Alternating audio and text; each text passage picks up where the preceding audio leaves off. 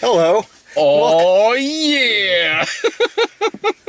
Hey, it's your chance. Do your dance at the Space Jam. Do your jam at the Space Jam. So, We want to anyone who like goes back in their childhood in their brain and thinks, you know what was a great kids movie? Space Jam. You know what? You're fucking wrong. You're wrong. I like it was all 33-year-olds in there. Yeah, and one kid. And God bless that one kid. That kid was having a blast, but the rest of us were like, ooh, this is not aged well. I probably haven't seen this since the late 90s, maybe? Yeah, easily 15 years. Yeah, it's got to be at the least about 15 years since I've seen this film. I'm so glad we were there. Oh, absolutely. I love that this is my, my wife's like, yeah, don't worry about me and the baby. Go see Space Jam. You need to do this. This just has to be done. Did you see this in the theater when it first came out? Probably. I did. Yeah, I did. I'm sure I did. And I remember, actually, you know, I kind of remember at the time, let's see, I was 15 when this came out, so I remember at the time being like, you know what, all right, the Looney Tunes are back on the big screen. There's Michael Jordan. And all of that. Watching this movie again, 20 years later, I leaned over to you about a half hour into this movie and went, what fucking cocaine-fueled mess am I fucking watching? Oh my God. It's like somebody on a lot of drugs is like, we're going to make a movie with the Looney Tunes. Who's the biggest star in the world? Michael Jordan. Can he act? Who cares? Who gives a shit? We'll just put him in front of a fucking screen. We got him with the Looney Tunes playing basketball against some fucking aliens. Ah, man. Like, this is truly a what the fuck Hollywood movie. This is, man. And like most, or pretty much all what the fuck Hollywood movies, they can only be made in a certain period of time. Yeah. This movie, 1996. This movie's more fucking 90s than my goddamn wardrobe. Like, Jesus Christ. This movie it's the Sgt. Pepper's Lonely Hearts Club Band of basketball movies. Well, there is Air Bud. Well, an Air Bud. Another movie from around that time. I might have to go back and watch because it might be better than this. This was awful. This movie is like someone had a mountain of fucking cocaine, and they're like, I got it. There's these aliens, right? There's these fucking aliens on this moron mountain with an amusement park, and I don't know, they want to use the Looney Tunes that live underground. They want to use them as slaves, so they send in aliens, but they challenge them to a basketball game. But then they steal the NBA players' talent, they put it in a basketball, and now they're all giant. And then the Looney Tunes get Michael Jordan, and they play this game to determine whether or not they're gonna be slaves for life. And 1 hour of the movie, of the hour-and-a-half movie, is the game. If that, like, I mean... Yeah. Oh, also, something I want to say is, this movie, I think, used the word slaves more often than roots. And the whole time, Michael Jordan's kind of laissez-faire about it. He's like, it's all right, guys, just go out and have a good time. It's like, just remember they're to go out and playing have some for their fun. freedom. But no, You're a black man! No, guys, no. Just the important thing is just go out there and have some fun. Michael, you were holding out on us with your secret juice, were you? I just didn't really think you guys needed it. You know what? Yeah, there's some good things I can say about this movie. As much of a what the fuck 1996, as much of a what the fuck 1990s this movie is, there is some nice things I can say about it. You know what? Michael Jordan isn't awful in this film. He's not awful, but at the same time, he's not a good actor, and he's playing to nothing. So it's kind of like, you're doing your best, buddy. No, he really is, honestly. They're kind of smart about using him in this movie. He doesn't have a lot of long lines. No. And he's acting opposite nothing, and they really direct him to just kind of... make faces. Yeah, and speak the words. And do terrible. He's perfectly serviceable in what he has to do in this film. But he obviously does better in scenes when he's with other human beings. No, totally. Yeah. Yeah, honestly, when he's with the kids at the beginning of the film and with Teresa Randall, like he's fine. Yeah, the scene with he's playing golf with Larry Bird and Bill Murray. It's fine. Yeah. He's perfectly serviceable in the film. It's even when it's the really earnest moments, it's even kind of funny. Like, I'd really enjoy playing with you guys. like what is happening in this film? The part with the stuff with Charles Barkley and all the players losing their talent and they have to go through therapy. It is total what the fuck Hollywood. Yeah. Like, what if what if the basketball players lose their fucking talent and they have to go see Sigmund Freud, who asks them about sex, and then Charles Barkley begs he won't date Madonna anymore. That stuff was kind of funny. It's just, man. what a fucking hot mess of a movie. And now everybody is like, it was a piece of my youth. How dare they talk about making a sequel? Shut the fuck up. Let them try. I hope to God they make a sequel to this. I hope it's just as bad. And look, you know what? Like, stuff that I enjoyed in my youth from the 80s and early 90s, I can still go back. And even when I will watch something where I'm like, yeah, okay, maybe this is... I'm looking at it a different eye now than I did then, but I still get why I would enjoy it at the time, and even because of that, for nostalgic purposes, I can still enjoy something. Like, okay, let's take The Wizard, for instance. Can you take a critical eye to The Wizard? Abso-goddamn-lutely. But can I watch it and kind of be thrown back to where I was at the time and enjoy it because of that? Totally. I've seen The Wizard many times in my youth. Despite its flaws, I can get plenty enjoyment out of it. I mean, in the sense where it's like, wow, I'm going back in my head now, and it's fucking 1996, and boy, are there things about this movie that I'm seeing with completely different eyes. But I can also see why I would have enjoyed this in 1996. No, same here. Like, you know, it's a lot of things I love. All mashed, the Looney Tunes, Michael Jordan, Bill Murray, and the fat guy from Seinfeld. Yeah, Wayne Knight. Yeah. But in my brain at the time, he was the fat guy. It's Newman. It's fucking Newman's on screen right like now. I'm like Wayne Knight. I like Wayne Knight. But at the time, it was the fat guy from Seinfeld. Now being 34 and watching this, you could be like, drugs made this movie. Yeah. A lot of fucking drugs made this movie. Drugs, greed, and some ego made this goddamn movie. You know what I was watching and this is honestly the same thing when I saw this when I was a teenager. When the actual basketball game is going on, I spent a majority of that time just looking at the background. Yeah. Like all the characters. Because the background's fascinating. Yeah. Like it's another thing I like about this movie is they throw like every fucking character in this. Yeah, they're just in the background and everything. But they're there. Like, they're there. Like the big bad wolf and the three little bops, like Gossamer's there. Like not only is like the bull. Sam the sheepdog, but also like Fred the sheepdog, who had like one line in one sheepdog cartoon. Like he's in there.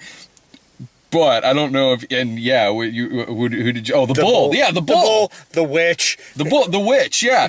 They're all there. I didn't see Bosco the talking kid. Oh. I don't know. He could be there. I just didn't see him. But one thing I didn't see the gremlin. If everything else was in it, I'm sure it was probably in there somewhere. Because one thing I was noticing this time is that there's no specific place they're all sitting. They're all just kind of scattered in different shots.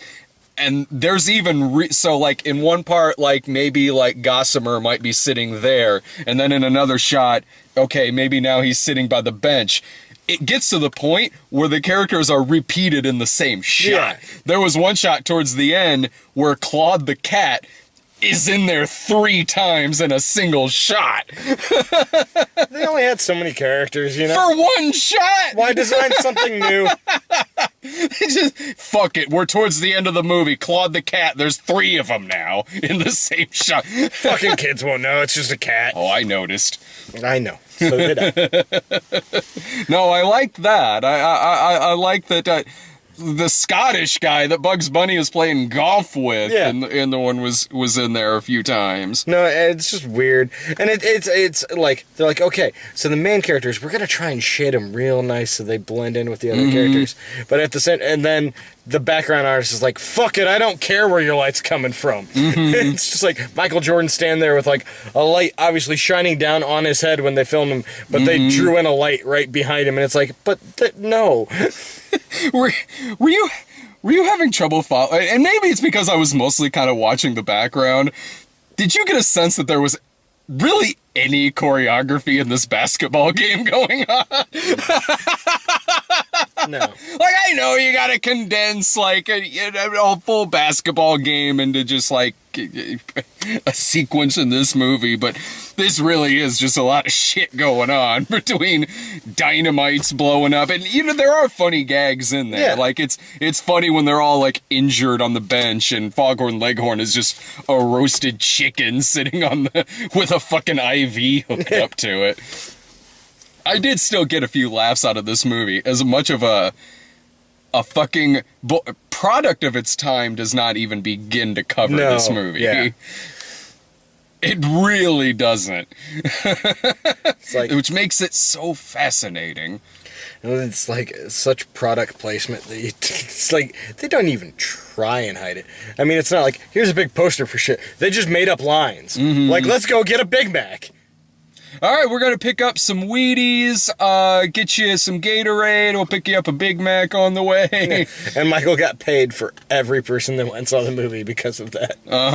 I like when he's dropped off with a spaceship at the end of the movie. Yeah, this spaceship that came from, they were in the center of the Earth, and he reappeared in a spaceship at a minor league baseball game. And Wayne Knight gets off and announces him with a bullhorn, which, who knows where that came from. But spaceship, cartoon spaceship. And for only a brief minute was everybody like, what? And then Michael Jordan walks off and they're like, yay, Michael! Listen, there's a cartoon spaceship 20 feet away. That's way more interesting than Michael Jordan will ever fucking be. There's a couple thoughts I have about that. One, the other players on his team have got to have been like, what an asshole. Motherfucker, you're not even that good at this game. You got a spaceship dropping you off with a fucking bullhorn? Fuck off. Another thing, I never really got, like, it seems like, are human characters aware of the fact that cartoons exist in reality in this film? I don't think so. Maybe Bill Murray is. Maybe, yeah, Bill Murray, the kids certainly are. Well, the kids, they see, like, I think they tried to do the awe and surprised kids at first, but those kids were such terrible actors. What's the kids say? Like, all right! Your dad's helping us with a basketball game. Long pause. All right! While the other two kids are just like, fuck off, 1996. Like, all right! Give me the shorts, Charles! So, like, yeah, like, I get the feeling like cartoons are maybe like aliens. Like, we're not sure if they exist, but if they show up, you'd be like, oh, well, okay, I guess that's a thing. well, here's the other thing. Why are the aliens cartoons? I know it's a cartoon movie, but if they're cartoons, then they would already exist in the Looney Tunes world, and they'd be aware of those characters. Oh, maybe like cartoon, like there's just other cartoon universes that exist. Maybe, there's the Looney Tunes universe. I'm sure the Mickey Mouse universe exists somewhere. They reference the Mighty Ducks in the movie. They reference Mickey Mouse. They reference Mickey Mouse. So yeah, then the aliens are in those stupid aliens. Those aliens are one thing that makes this movie so goddamn 90s, is that it has that 90s tude Yeah. You know, like, you want the dream team? We're the mean team. The Monstars. Like, it doesn't even feel like this movie really takes place in a Looney Tunes universe. It feels like it takes place in the Bebe's Kids universe. Oh no! These Bebe's Kids! I completely forgot about Bebe's Kids. I completely forgot about Bebe's Kids. That is some classic Tone Loc. Fucking I love Tone Loc. That's what it feels like this movie takes place in, is that universe. Because really, like, Looney Tunes Back in Action did a much better job at feeling like a Looney Tunes movie. Like, and there's a lot that's wrong with that movie too, but I think it's a better movie than this. At the least, it's a better Looney Tunes movie. Honestly, the biggest problem with anything they try and do with Looney Tunes in the past 25 years or more is they made it for kids. That's the problem. Well, even the older stuff was also made for kids, but it was made for 1930s and 40s kids, so you could do fucked up shit. Well, I mean, they played them. Yeah, I mean, there's a lot of more fucked up shit. Like the real racist shit.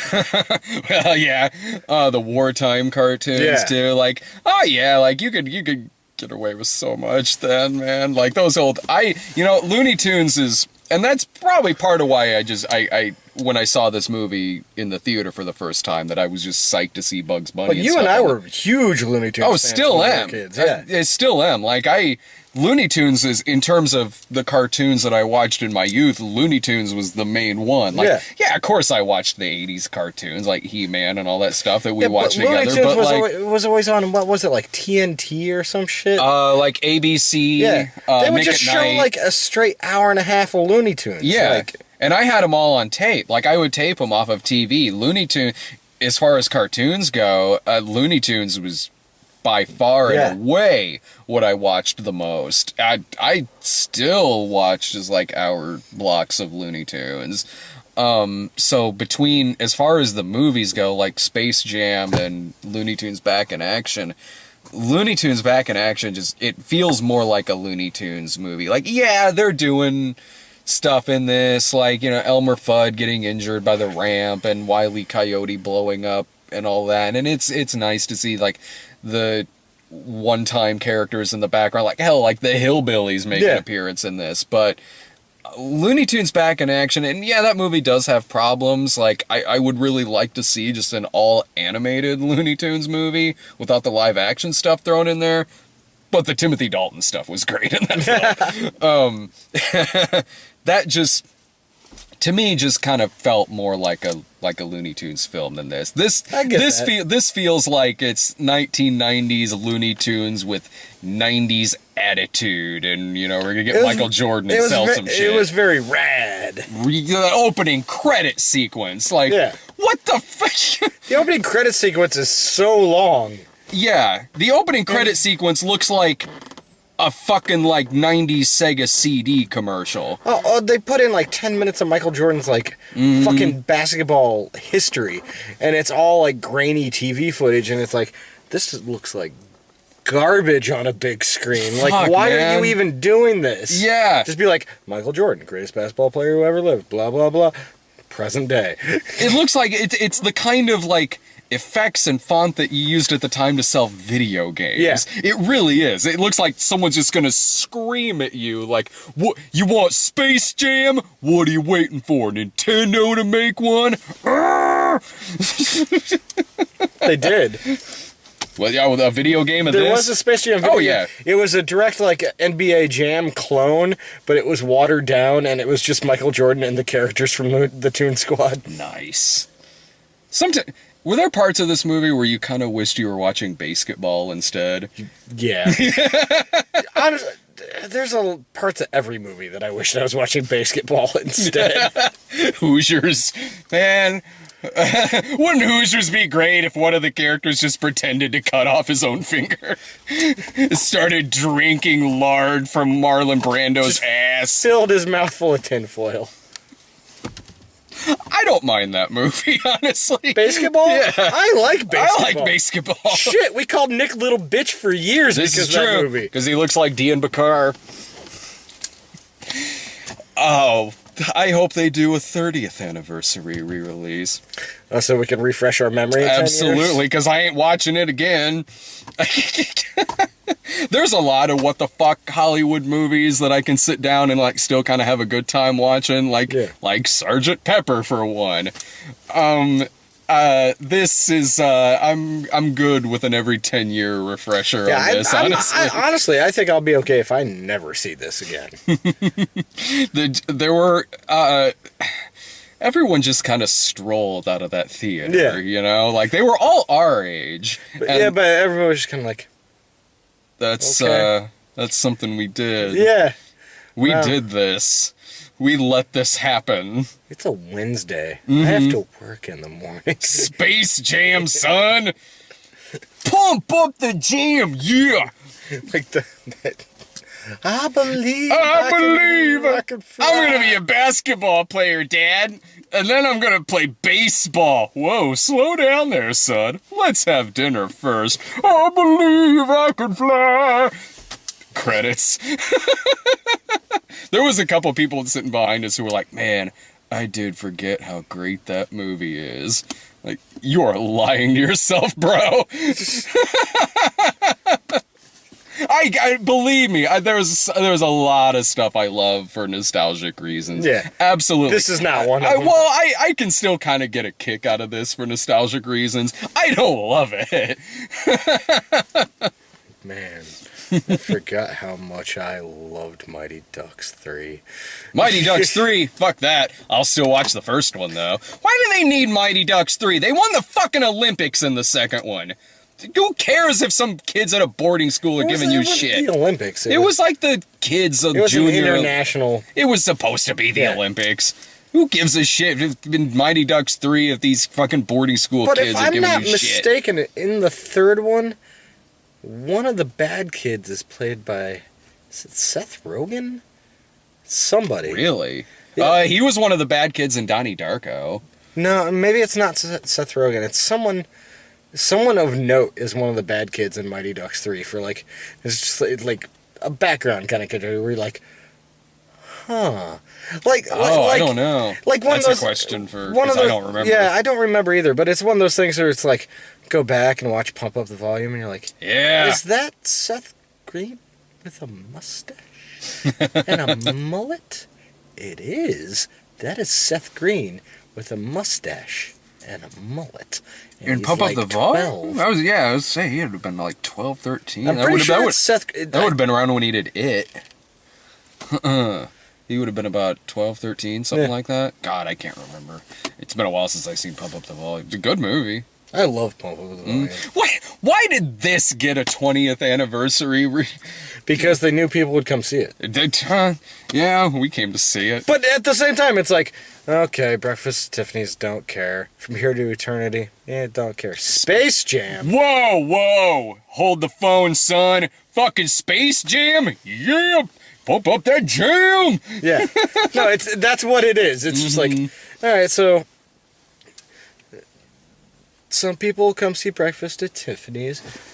Some of those same people might come see From Here to Eternity. All the stoners will come see Space Jam. I wish I got high before going to see this. This would have been, high. No, because if we were stoned, we would have spent the whole time going, what the fuck were they thinking? Like, I'm on drugs, but fuck. But fuck whatever you guys are on. I hate the fact that, like, we missed the 20th anniversary re-release of From Dusk Till Dawn because we were filming the movie. But we came to see Space Jam. Oh, but we're here at Space Jam. Well, I mean, you know what? Like, I've seen From Dusk Till Dawn in the theater before. What were we gonna do with me too? But what were we gonna do? Like, sorry, Ryan, we're gonna be 3 hours late to filming tomorrow because we have to go see From Dusk Till Dawn. Honestly, he would have fucking murdered me. No, like I was. Brian and I were gonna see it on Sunday, but Brian had to go to the doctor's the next day. So like, okay, we'll do it Wednesday. Wednesday was the day after the election where we all just were really tired, burnt out, just kind of wanted to go home. Like, and so I texted and it was Brian. Also I was a like, complicated day of filming, so it's like, well, if I hadn't. You had the easiest fucking job. No, I totally did. But like, yeah, I was just doing behind the scenes stuff. But like, if I had From Dusk Till Dawn, one of my favorite action movies. If I hadn't seen it in the theater before, no matter how tired I was, I would have gone. Yeah. But I have seen it in the theater before quite a few times. So I'm like, I'll catch it again somewhere. This is the first time I've seen it re-released. And I also was like in the mood that everyone was in on that Wednesday. I was like, I don't want, this is one of my favorite action movies. I don't want it to be synonymous with kind of how I'm feeling right now.